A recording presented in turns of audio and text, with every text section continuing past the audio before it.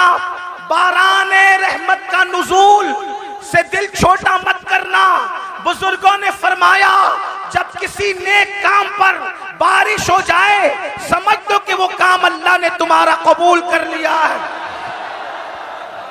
جسپور والوں، محفلیں منعقد ہوئی ہے، ہوتی رہے گی، لیکن آنکھوں سے دیکھ لو، کہا جاتا ہے کہ رحمت برستی ہے۔ اب تک نہ دکھنے والی رحمت دیکھا تھا، اب دکھنے والی رحمتوں کا نزول دیکھ لو۔ یہ امام عالی مقام کا صدقہ ہے۔ تو جلدی جلدی میں اپنی بات پوری کروں، اس لیے کہ آپ کو زیادہ امتحان میں نہیں رکھا جائے گا، آپ کو زیادہ آزمائش میں نہیں رکھا جائے گا۔ حضرت مولانا ہاشم کاشی پوری صاحب سے ان کا خطاب سنا، حضرت علامہ زاہد رضا نوری صاحب قبلہ اور مفتی صاحب قبلہ سب لوگ یہاں پر موجود ہیں۔ آپ ذرا توجہ فرمائیں، وہ قرآن، توجہ کریں، وہ قرآن، توجہ کریں، وہ قرآن۔ لوگ کہتے ہیں کربلا اتنے شبدوں مت سے بیان کرنے کی کیا ضرورت ہے، کربلا اتنی تفصیل سے بیان کرنے کی کیا ضرورت ہے، کربلا کی اتنی تشریح کرنے کی کیا ضرورت ہے۔ ہو گئی شہادت، ہو گئی شہادت، ہو گئی، بات ختم ہو گئی۔ ایک بات آپ سے کہوں، کسی کی شہادت پر توجہ کریں، آپ چپ رہے سب لوگ، ارے کوئی کسی کو کچھ نہ کہے، اب کوئی کسی کو کچھ نہیں کہے گا، جو جس حال میں اسی کو اسی رہنے دو۔ آپ بھی بیٹھ جائیں، بیٹھ جائیں، سب بیٹھ جائیں، بس جس کی محفل ہے اس نے سنبھالنا ہے، محفل جس کی اس نے سنبھالنا ہے، کوئی کچھ نہیں بولے گا۔ ایک بار سب بلند آواز سے درود شریف پڑھیں۔ اللہم صلی علی اللہم صلی علی سیدنا و مولانا محمد معدن الجود والکرم وآلہ وصحبہ وبارک وسلم، صلاۃ و سلام علیکہ یا رسول اللہ۔ درود شریف پڑھنے تو ذرا سمجھ میں بھی آئے، بلند آواز سے پڑھیں درود شریف۔ اللہم صلی علی آواز نہیں آ رہی درود شریف پڑھنے کی، بلند آواز سے عاشقوں کی طرح، حسینیوں کی طرح درود شریف پڑھیں۔ اللہم صلی علی سیدنا و مولانا محمد معدن الجود والکرم وآلہ وصحبہ وبارک وسلم، صلاۃ و سلام علیکہ یا رسول اللہ صلی اللہ تعالیٰ علیہ وسلم۔ تو عرض یہ کر رہا تھا، آخر یہ بات ہوتی ہے کہ امام عالی مقام کی شہادت اتنی شد و مد، اتنی تفصیل، اتنی شر و بسط کے ساتھ کیوں بیان کی جاتی ہے، آخر اس کی ضرورت کیا ہے؟ تو میں آپ کے سامنے عرض کروں، کسی اور کی شہادت پر بھی تو ایسی نشانیاں رونما نہیں ہوئی جیسی نشانیاں امام حسین کی شہادت پر رونما ہوئی۔ جو وہ امام بہقی رحمت اللہ علیہ اپنی کتاب میں لکھ رہے ہیں، تاریخ و خلفہ میں امام سیوطی لکھ رہے ہیں، آئین قیامت میں استاد زمن لکھ رہے ہیں، صد الافاضل سوان کربلا میں لکھ رہے ہیں۔ کیا لکھ رہے ہیں کہ جب امام حسین کی شہادت ہوئی تو امام حسین کی شہادت کے بعد آسمان سے خون کی برسات ہوئی، آسمان سے خون برسا۔ آپ یاد رکھیں، تاریخ میں سب بڑی بڑی شہادتیں ہیں، ساری شہادتیں سر آنکھوں پر ہے، لیکن حضرت امیر حمزہ کی شہادت کتنی دردناک شہادت ہے۔ امیر حمزہ کی شہادت پر خون کی برسات نہیں ہوئی، حالانکہ وہ بہت بڑی شہادت تھی۔ اتنا ضرور کہہ دوں، اس شہادت پر رسول اللہ کے آنسوؤں کی برسات تو ہوئی ہے، لیکن آسمان سے خون کی برسات نہیں ہوئی ہے۔ اللہ اکبر، میرے آقا علیہ السلام کے پیارے دیوانوں، اسی طرح اور شہادتیں دیکھ لیں، 3 دن یا 7 دن تک آسمان سے خون کی برسات ہوتی ہے۔ اگر آپ کہنا چاہیں تو یوں کہہ سکتے ہیں کہ امام حسین کی شہادت وہ شہادت ہے جس پر آسمان بھی خون کے آنسو رویا ہے، جس پر آسمان بھی خون کے آنسو رویا ہے، جس پر آسمان خون کے آنسو روئے اسے امام حسین کی شہادت کہتے ہیں۔ اسی طریقے سے آپ دیکھیں، اللہ اکبر، بیت المقدس میں جہاں سے پتھر اٹھایا جاتا تازہ خون نظر آتا نکلتا ہوا، یہ کسی اور کی شہادت پر یہ نشانی نظر نہیں آئی۔ مشہور یہی ہے کہ یہ امام حسین کی شہادت، اور بھی مزید چیزیں، جو ہے وہ سورج کو گہن لگ گیا، تارے آپس میں ٹکرانے لگے، دن کے وقت رات کا سما نظر آنے لگا۔ امام بہقی نے اس کو بہت تفصیل کے ساتھ جو ہے وہ لکھا ہے۔ اسی طریقے سے امام سیوطی نے بھی لکھا ہے. لیکن اب آپ سے پوچھنا چاہتا ہوں, آخر امام حسین کی شہادت پر اتنا جلال, اتنے غصے کا اظہار کیوں کیا جا رہا ہے؟ ایک اور حدیث سن لے جو سیاہ ستہ میں موجود ہے. حضرت سیدنا عبداللہ ابن عباس رضی اللہ تعالیٰ عنہ ارشاد فرماتے ہیں کہ میں سو رہا تھا, میں نے کیا دیکھا؟ اللہ کے رسول صلی اللہ علیہ وآلہ وسلم کی زلفیں بکھری بکھری ہے, حضور کی زلفیں بکھری بکھری ہے, آنکھوں سے آنسو جاری ہے, اور حضور علیہ الصلوۃ والتسلیم کے دامن پر جو ہے وہ اللہ اکبر گرد و غبار حضور کے دامن کو بوسے دے رہے ہیں. یہ تو نہیں کہہ سکتا کہ دامن میلا کچیلا ہو گیا. خدا کی عزت کی قسم, جس کے دامن کی عصمت نے پوری کائنات کو پاکیزگی عطا فرمائی ہے, وہ دامن میلا کچیلا کیسے ہو سکتا ہے؟ لیکن صرف سننے والوں کو پتا چل جائے کہ دامن کی کیفیت کیا تھی. اللہ اکبر. ابن عباس کے فرمان کا مفہوم ہے, میں نے دیکھا زلفیں بکھری ہے, جس کو معلوم ہے اس کو معلوم ہے, جو نہیں جانتا وہ سن لے. مصطفیٰ جان رحمت کی زلفیں کبھی نہیں بکھرا کرتی تھی. لوگ سوتے ہیں تو سوتے میں آدمی کے بال بکھر جاتے ہیں, لیکن یہ میرے نبی کا معجزہ ہے, سونے میں بھی حضور کی زلفیں کبھی نہیں بکھرا کرتی تھی. بہت تفصیل سے میں نے اس کو کئی مقام پر بیان کیا. آج وقت بچانے کے لیے تفصیل نہیں پیش کرتا, صرف اتنا اجمال پیش کرتا ہوں. حضور کی زلفیں کیوں نہیں بکھرا کرتی تھی؟ وجہ یہ تھی, بدر و احد کا ہنگامہ بھی حضور کی زلفوں کو نہیں بکھیر سکا. اللہ اکبر. خندق و خیبر کی مصیبتیں بھی حضور کی زلفوں کو بکھیر نہیں سکی. مگر اللہ اکبر, کیوں زلفیں نہیں بکھرتی تھی؟ تو میرے امام کہتے ہیں, شان پنجے قدرت تیرے بالوں کے لیے کیسے ہاتھوں نے سوارے ہیں تمہارے گیسو. کسی کے بال ماں سنوارتی ہے, کسی کے بال باپ سنوارتا ہے, کسی کے بال بھائی بہن سنوارتے ہیں, کسی کے بال وہ خود سنوارتا ہے, لیکن حضور کی زلفیں وہ تھی, شانہ پنجے قدرت نے ان کو سنوارا تھا, قدرت کے ہاتھوں نے ان بالوں کو سنوارا تھا. اس لیے بدر ہو, احد ہو, خندق ہو, خیبر ہو, حضور کی زلفیں بکھرا نہیں کرتی تھی. مگر اللہ اکبر, بدر و احد کے ہنگامے, خندق و خیبر کی مصیبتیں جس رسول کی زلفیں کو بکھیر نہ سکی. آج عبداللہ ابن عباس کہتے ہیں حضور کی زلفیں بکھری بکھری ہے, حضور کے دامن پر اللہ اکبر گرد و غبار بوسے دے رہے ہیں, خون کے چھینٹے حضور کے جبے پر ہیں, حضور علیہ السلام کی داڑھی آنسوؤں سے تر ہے. میں نے پوچھا اللہ خیر کرے یا رسول اللہ, خدا آپ کو وہ دن نہ دکھائے اللہ اکبر جس میں آپ کو تکلیف ہو. یا رسول اللہ, آج آپ کی داڑھی بکھری ہے, آج آپ کی زلفیں بکھری ہے, آج آپ کی آنکھوں میں آنسو ہے, آج آپ کے دامن پر خون کے جو ہے وہ آثار ہیں, آپ کے دامن پر گرد و غبار ہے.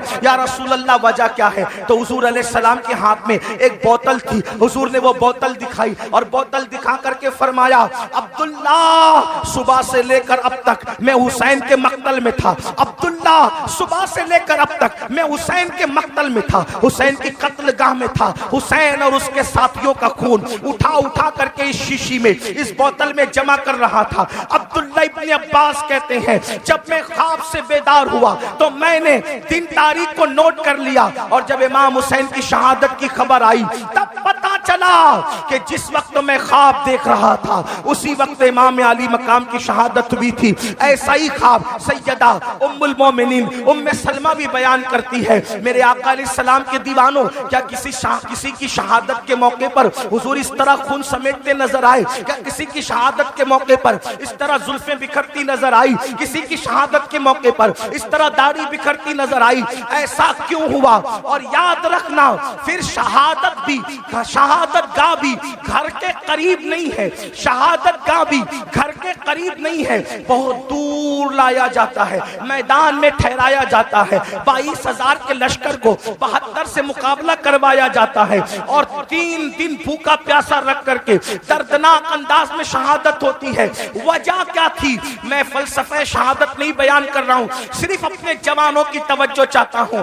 کربلا سننے کے لیے آنے والوں, کربلا کی داستان سننے کے لیے آنے والوں, امام حسین کا پیغام سننے کے لیے آنے والوں, مجھے بتاؤ کوئی یہ کہہ سکتا تھا قرآن اور اہل بیت کو آقا نے چھوڑا ہے تو قرآن تو مجھے پڑھنا نہیں آتا؟ تو گویا کہ بتایا جا رہا ہے جس کو قرآن پڑھنا نہیں آتا, جو قرآن نہیں جانتا, وہ کربلا میں کردار حسین دیکھ لے اس کو سمجھ میں آئے گا کہ قرآن کا ترجمہ کیا ہے. قرآن طاقوں میں رکھا جاتا ہے, حسین کو کندھوں پہ بٹھایا جاتا ہے, قرآن نماز میں پڑھا جاتا ہے, لیکن حسین کے لیے سجدے طویل کر دیے جاتے ہیں. قرآن منبر پر سے اس کا پیغام پہنچایا جاتا ہے, حسین کے لیے منبر چھوڑ کے زمین پہ آیا جاتا ہے, قرآن کو سینے سے لگایا جاتا ہے, حسین کو زبان چسایا جاتا ہے. گویا کہ قرآن کو زبان پہ رکھا جاتا ہے اور زبان پر حسین کو رکھا جاتا ہے. اندازہ تو فرمائے کس طریقے سے خوبصورت انداز ہے. اللہ اکبر. جس سینے میں قرآن آ جائے وہ سینہ روشن ہو جاتا ہے. اور علامہ عبدالرحمن جامی لکھتے ہیں حسین پاک اتنے خوبصورت تھے کہ رات کے اندھیرے میں جب گلیوں میں چلتے تھے تو چہرے سے ایسی روشنی نکلتی تھی کہ اس روشنی میں لوگ سفر طے کرتے ہوئے نظر آیا کرتے تھے. قرآن بھی نور ہے, حسین بھی نور ہے. کیسا نور ہے؟ تو میرے امام کہتے تیری نسل پاک میں ہے بچہ بچہ نور کا, تو ہے عین نور, تیرا سب گھرانہ نور کا. ایک سینے تک مشابہ, ایک وہاں سے پاؤں تک حسن ستین ان کے جاموں میں ہے نیما نور کا. اب مجھے بتاؤ, اللہ کے رسول فرما رہے ہیں دو بھاری چیزیں چھوڑ کے جا رہا ہوں, ان کو پکڑنا گمراہ نہیں ہو سکتے. ایک قرآن ہے, دوسری میری اہل بیت ہے. امام میدان میں آئے اور میدان میں آنے کے بعد وقت کا سب سے بڑا مجرم, وقت کا سب سے بڑا گنڈا, وقت کا سب سے بڑا پلید, وقت کا سب سے بڑا دین کا دشمن یزید پلید لعین کے سامنے مقابلے کے لیے کھڑے ہوئے. اب ذرا توجہ کرنا مسلمانوں, غور کرنا, میری قوم کے جوانوں غور کرنا. امام علی مقام علی جدی والی سلام مشن لے کر کربلا میں آئے. کون سا مشن؟ دین کو بچانے والا مشن. کون سا مشن؟ دین کے تحفظ کا مشن. کون سا مشن؟ شریعت کے تحفظ کا مشن. کون سا مشن؟ غلبہ دین کا مشن. اب آپ سے پوچھنا چاہتا ہوں میرے آقا علیہ الصلوۃ و تسلیم کے پیارے دیوانوں, اللہ کے رسول فرما رہے ہیں دو بھاری چیزیں چھوڑے جا رہا ہوں. ایک قرآن ہے, دوسری میری اہل بیت ہے. اور پھر اہل بیت سے محبت کے بارے میں اتنی تعلیم دی, اتنی تعلیم دی, اتنی تعلیم دی. فرمایا اذکرکم اللہ فی اہل بیتی, اذکرکم اللہ فی اہل بیتی. اے لوگو میری اہل بیت کے بارے میں اللہ سے ڈرتے رہنا, میری اہل بیت کے بارے میں اللہ سے ڈرتے رہنا. اپنی گود میں اہل بیت کو بٹھا کر فرمایا لوگو میں اپنی اہل بیت تم کو بطور امانت سونپ کر کے جا رہا ہوں. میرے بعد میری اہل بیت کے ساتھ تم کیا سلوک کرو گے یہ میں دیکھوں گا. میرے بعد میری اہل بیت کے بارے میں میرے نائب بننا, جیسے میں اہل بیت سے محبت کرتا ہوں تم بھی اہل بیت سے محبت کرنا. اب آپ سے پوچھنا چاہتا ہوں محبت اہل بیت کی دعوت اتنی زیادہ کیوں دی گئی؟ بلکہ یہاں تک فرمایا خاص طور پہ اہل بیت میں امام حسین کے بارے میں حسین منی وانا من الحسین, حسین مجھ سے ہے, میں حسین سے ہوں, حسین میرا ہے, میں حسین کا ہوں. اور پھر کیا فرمایا احب اللہ من احب حسین, کہ جو میرے حسین سے محبت کرے گا اللہ اس سے محبت کرے گا. یعنی اللہ کا محبوب بننا ہے تو میرے حسین سے محبت کرو. اب آپ سے پوچھنا چاہتا ہوں اے اہل بیت سے محبت کرنے والوں, اہل بیت سے پیار کرنے والوں, آپ مجھے بتاؤ جس چیز سے جس کو محبت ہوتی ہے وہ اس کی نقل کرتا ہے. مثال کے طور پر اگر کسی بندے کو کسی عالم سے محبت ہے تو وہ عالم کی نقل کرے گا, کسی کو کرکٹر سے محبت ہے وہ کرکٹر کی نقل کرے گا, کسی کو ہیرو سے محبت ہے وہ ہیرو کی نقل کرے گا, کسی کو باپ سے محبت ہے وہ باپ کی نقل کرے گا, کسی کو ماں سے محبت ہے وہ ماں کی نقل کرے گا, کسی کو ٹیچر سے محبت ہے وہ ٹیچر کی نقل کرے گا. غرض کے محبت انسان کو نقال بنا دیتی ہے. جو جس سے محبت کرتا ہے اسی کے انداز میں چلتا ہے, اسی کے انداز میں بولتا ہے, اسی کے انداز میں سوچ بنتی ہے, اسی کے انداز میں فکر بنتی ہے, اسی کے انداز میں تخیلات اور تصورات کا ماحول کریٹ ہوتا ہے. آپ سے پوچھتا ہوں اے اہل بیت سے محبت کا دعویٰ کرنے والوں, میرے آقا نے تو یہ فرمایا جو میرے حسین سے محبت کرے گا وہ اللہ کا محبوب بن جائے گا. اب بتاؤ مولا حسین سے پیار کرتے ہو, مولا حسین سے محبت کرتے ہو؟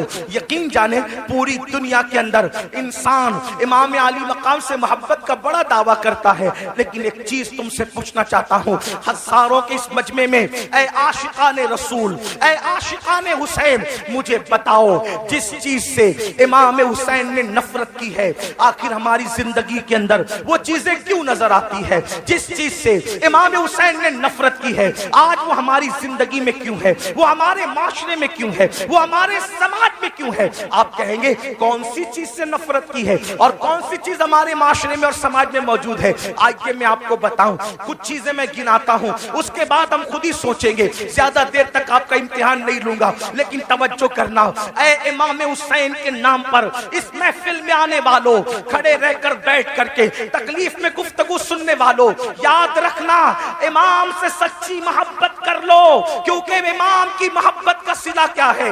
آقا ارشاد فرماتے ہیں جو میری اہل بیت سے محبت کرے گا جنت میں جہاں میں محمد رہوں گا، اہل بیت سے محبت کرنے والے بھی میرے ساتھ رہیں گے۔ سبحان اللہ، سبحان اللہ۔ اس نعرہ محبت کا تکبیر، نعرہ رسالت، علامہ سید امین القادری صاحب قبلہ۔ اس محبت کا صلہ کیا ہے؟ حضور کے ساتھ جنت میں جاؤ گے، لیکن محبت کرو، محبت کے نام پہ چیٹنگ نہ کرو، محبت کے نام پر ہیرا پھیری نہ کرو، محبت کے نام پہ دکھاوا مت کرو، محبت کرو۔ اللہ اللہ، اب دیکھو محبت کا تقاضا یہ ہے جو جس سے محبت کرتا ہے اس کے طریقے پر عمل کرتا ہے، جو جس سے محبت کرتا ہے وہ جس چیز سے نفرت کرے اس سے نفرت کرتا ہے۔ مثال کے طور پہ ایک حدیث میں پڑھتا ہوں، دیکھو محبت کا مفہوم سمجھ میں آئے گا۔ اللہ اکبر، مدینہ منورہ کی سرزمین ہے، مدینہ کی سرزمین پر ایک شخص اپنی اونٹنی کو پازیب پہنا کر کے، اپنی اونٹنی کو پازیب پہنا کر کے لے کر کے جا رہا ہے۔ پازیب سمجھتے ہیں پیر کے اندر، بیٹھ جاؤ آپ لوگ، بیٹھ جاؤ۔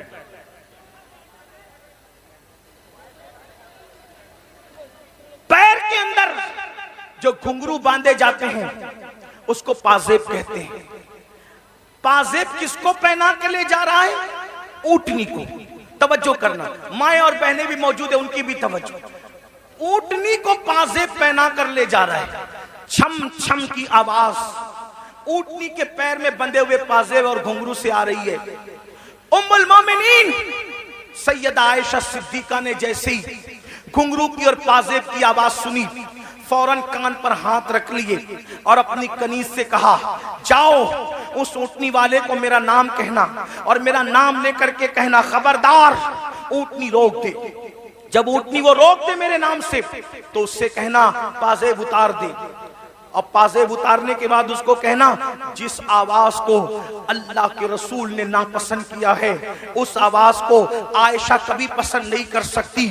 اللہ اکبر، میری قوم کے جوانوں غور سے سنو، حدیث پر توجہ کرو۔ یاد رکھنا آج کوئی اپنے آپ کو کچھ بھی ٹائٹل دے دے، زمین کے اندر جانے کے بعد پول کھلے گی کون کیا تھا۔ زبان سے بڑے بڑے دعوے کرنے والوں، اللہ سے ڈرو، اللہ کے یہاں عدل ہے، اللہ کے یہاں انصاف ہے، اللہ کے یہاں چیک کرنے کا معاملہ ہے۔ آدمی اپنے آپ کو جو چاہے کہہ لے۔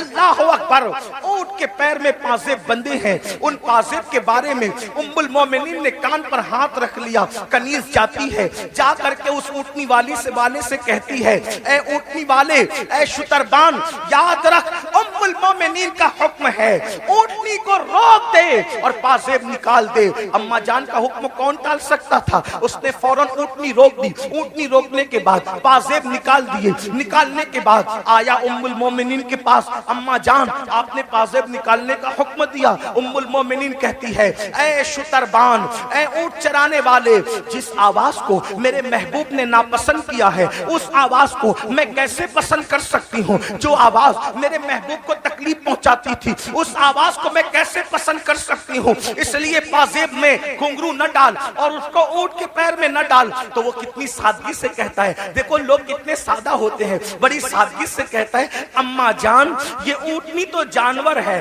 جانور کو گھنگرو پہنانے پر کیا گناہ ہو سکتا ہے؟ اللہ اکبر، توجہ کریں، اما جان اونٹنی تو جانور ہے، تو جانور پہ تو کوئی شریعت کا حکم نہیں ہے، جانور کو پازیب پہنانے پہ کیا ہو سکتا ہے؟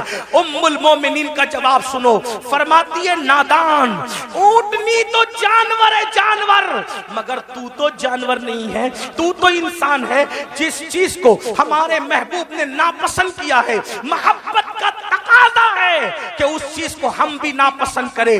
اب آپ سے پوچھنا چاہتا ہوں، حسین کے نام پر بچے، جان، مال سب قربان کرنے کی بات کرنے والے میرے جوان، مجھے بتا کہ یزید بانسری کی آواز سنتا تھا، یزید ڈھول کی آواز سنتا تھا۔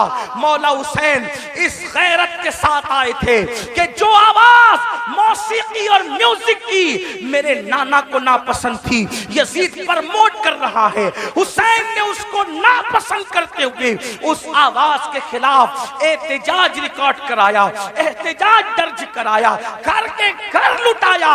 حسین پاک سے محبت کرنے والوں بتاؤ، یہ جو کانوں میں ایئر فون لگا کر روزانہ گانا سن رہے ہو، کاروں میں سفر کرتے ہوئے جو گانے سنتے ہو، اور وہ بھی اتنے گندے گندے گانے جو انسان کی شہوت کو ابھارے، جو انسان کو گناہوں پہ ابھارے، کیا بھول گئے رسول اللہ صلی اللہ علیہ وآلہ وسلم کا فرمان؟ اللہ کے رسول فرماتے ہیں بارش کے برسنے پر جیسے سبزہ پیدا ہوتا ہے، ویسے میوزک کی آواز کی وجہ سے انسان کے دل میں نفاق پیدا ہوتا ہے۔ میں یہ تو نہیں کہتا کہ لوگ منافق ہو گئے، مگر اللہ کے رسول فرما رہے ہیں میوزک سنو گے تو دل میں نفاق پیدا ہوگا، اور نفاق کس کو کہتے ہیں؟ زبان پر کلمہ ہے اور دل میں کفر ہے، یہ نفاق ہے۔ نفاق کس کو کہتے ہیں؟ کہ زبان پہ کلمہ ہو اور دل میں کفر ہو، اور یہ کس سے پیدا ہوتا ہے؟ یہ میوزک کی وجہ سے۔ بتاؤ، شادیوں میں میوزک بجاتے ہو، گاڑیوں میں میوزک بجاتے ہو، اور اللہ اکبر رات کے 2-3 بجے تک میوزک میں ڈوبے رہتے ہو۔ جانتے ہیں میوزک کا انجام کیا ہے؟ اللہ کے سچے رسول تمہاری اور میرے آقا مصطفیٰ جان رحمت صلی اللہ علیہ وآلہ وسلم فرماتے ہیں جس نے دنیا میں میوزک کی آواز سنی ہوگی، جس نے دنیا میں گانوں کی آواز سنی ہوگی، قیامت کے دن اس کے کان میں سیسا پگھلا کر کے ڈالا جائے گا۔ اے میری قوم کے جوانوں، اپنے گھر کے گرم کے ہوئے تیل کو اگر کان میں ڈالو اور تیل زیادہ گرم ہو جائے تو آدمی اس کو برداشت نہیں کر پاتا۔ اپنے آپ پہ رحم کرو، تم مسلمان ہو، مسلمان۔ نبی نے جو کہہ دیا وہ حق ہے، نبی نے جو کہہ دیا وہ سچ ہے۔ جہنم کی آگ سے، جہنم کی آگ پر پگھلایا ہوا سیسا جب کانوں میں ڈالا جائے گا اس وقت کیا بنے گا؟ مسلمان ہونا، کلمہ پڑھا ہو، کلمہ پڑھا ہے نا، تو کلمے کا تقاضا تو پورا کرو۔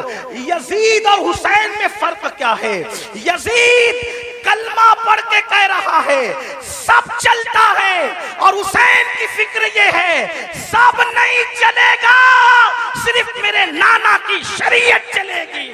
سبحان اللہ، سبحان اللہ۔ اب جاج پور والوں مجھے بتاؤ، تم کون سے مسلمان بننا چاہتے ہو؟ یزید کی فکر والے یا امام حسین کی فکر والے؟ امام حسین کی۔ یزید کہہ رہے کلمہ پڑھو سب چلے گا، حسین پاک کہتے سب نہیں چلے گا، صرف میرے نانا کی شریعت چلے گی۔ بے شک۔ کس کے ساتھ ہو؟ آج کہتے ہو ارے سب چلتا ہے، یہ تو یزید کی بولی ہے۔ زنا کرو سب چلتا ہے، یزید کی بولی ہے۔ شراب پیو سب چلتا ہے، یزید کی بولی ہے۔ مسجدیں ویران کرو پھر بھی جنت میں جائیں گے، یزید کی بولی ہے۔ حسین پاک کی یہ بولی نہیں ہے۔ حسین پاک کہہ رہے صرف ایک چیز چلتی ہے بس، وہ میرے نانا کی شریعت ہے، بے شک۔ محمد الرسول اللہ کی شریعت ہے۔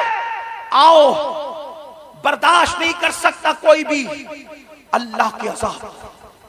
آقا فرماتے جہنم کی آگ کا بنا ہوا سیسا گانا سننے والوں کے کان میں ڈالا جائے گا۔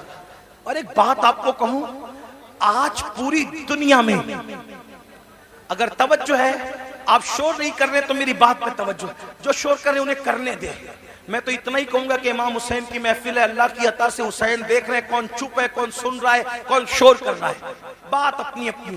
اور ان کی محفل میں آنے والوں، نام حسین کا معاملہ یہ ہے، حسین پاک کا نام لو تو تقدیریں بدل جاتی ہیں۔ ہاں، یہ کوئی مشاعرے کی محفل نہیں ہے میرے بھائی، ہاں یہ کوئی اوٹ اور نوٹ کی تقسیم کی محفل نہیں ہے میرے بھائی، یہ مولا حسین کی محفل ہے۔ جو بادشاہ دنیا کا بادشاہ نہیں تھا، وہ بادشاہ گر، جس کو پیار سے دیکھ لیا اس کو بادشاہ بنا دیا، جس کو پیار سے دیکھ لیا اس کو تاج عطا کر دیا۔ غور سے سنو، کربلا سننے آئے ہو، آج پوری دنیا میں مسلمانوں کے گھر خطرے میں۔ دن کو گھر اچھا بھلا نظر آتا ہے، شام ہوتے ہوتے وہی گھر زمین میں دھس جاتا ہے، زمین بوس کر دیا جاتا ہے۔ لوگ کر رہے ہیں، امریکہ میں کر رہے ہو، کینیڈا میں کر رہے ہو، برطانیہ میں کر رہے ہو، ہمارے ملک میں کر رہے ہو، جو کر رہے غلط کر رہے. میں ان کی تائید نہیں کر رہا کیونکہ وہ میرے سامنے ہے نہیں، میں ان سے کوئی بات نہیں کروں. میں بات تو آپ سے کروں گا کیونکہ آپ میرے سامنے بیٹھے. جو سامنے نہ ہو اس سے بات کرنا بے وقوفی ہے. جب وہ سامنے ہوں گے اللہ توفیق دے گا تو ان سے بھی بات کریں گے، لیکن آپ سے بات کر رہے ہیں. مگر ان سے بھی دو جملے کہتا ہوں اس لیے کہ دیواروں کو کان ہوتے ہیں. اللہ کرے ان دیواروں کے کان کے ذریعے کسی کے کان تک بات پہنچے. لوگوں کو پتا ہونا چاہیے کہ جو چونٹی کا گھر اجاڑے، چونٹی کا، اللہ چونٹی کا گھر اجاڑنے والوں کے بھی گھروں کو ویران کر دیتا ہے. انسان کے گھروں کے دشمن نہ بنو. اگر تم کسی کے نشیمن پہ بجلی گراؤ گے تو اللہ تمہارے نشیمن کو بھی خاک میں ملا دے گا. طاقتور تم نہیں ہو، طاقتور صرف اللہ ہے. جس وقت یزید نے حکومت کے نشے میں حسین کا گھر اجاڑا تو یزید خوش تھا. دروشی اللہم صلی علی سیدنا نعرہ تکبیر. دروشی پڑھیں.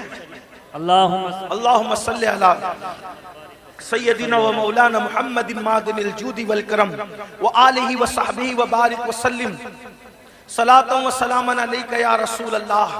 تو یزید خوش تھا، میں نے حکومت کے نشے میں حسین کا گھر اجاڑ دیا، پورا گھر کاٹ دیا. اب حسین کی نسل نہیں رہے گی. میرے لیے راستہ کلیئر ہو گیا. جو میری راہ میں رکاوٹ بن رہا تھا میں نے سب کو کاٹ دیا. لیکن وہ 8، 12 یا 14 بیٹوں کا باپ تھا. یزید 8، 12، 3 روایتیں یا 14 بیٹوں کا باپ تھا اور ہٹے کٹے بیٹے رکھتا تھا. اور حسین کی نسل کے بارے میں اس کو یہ بغض تھا کہ میری حکومت میں جو چیز رکاوٹ ہے میں نے ختم کر دیا.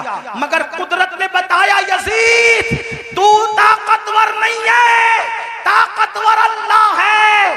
14 بیٹے چھوڑ کے مرا تھا، آج نسل نظر نہیں آتی.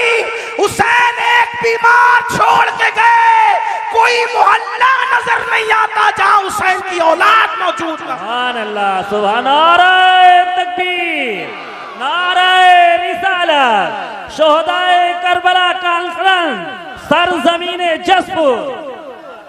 زمین کے اندر بھی اچھے اولاد حسین سو رہی ہے اور زمین کے اوپر بھی اچھے اولاد حسین نظر آ رہی ہیں. تو عرض یہ کر رہا تھا، لیکن جو لوگ کرتے ہیں میں ان کی تائید نہیں کرتا. آپ مگر سنیں کیونکہ میرے سامنے آپ ہیں. آپ کے گھر خطرے میں، دن میں گھر اونچا دکھتا ہے، نیچے بعد میں ختم ہو جاتا ہے. وجہ اس کی حدیث سنو. آج سے 1450 سال پہلے گھر اجڑنے، گھر بکھرنے، گھر دھسنے، زلزلے آنے یا کسی کا گھر ٹوٹ جانے کی وجہ بیان فرمائی.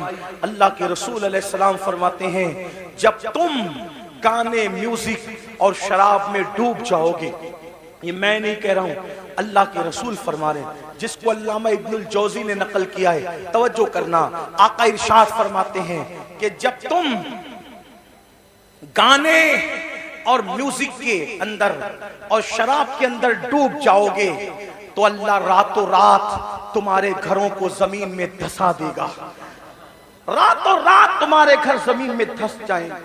آج 16، 17 سال کی عمر کے میرے نوجوان فلم دیکھ کر، سیریل دیکھ کر نشے کی طرف جا رہے ہیں، میوزک کی طرف جا رہے ہیں. زنا فیشن ہو چکا ہے. امام حسین اسی کے خلاف تو کھڑے ہوئے تھے. اگر یہ سب کرتے ہو تو حسینی نہیں ہو تم، چاہے جو بن جاؤ.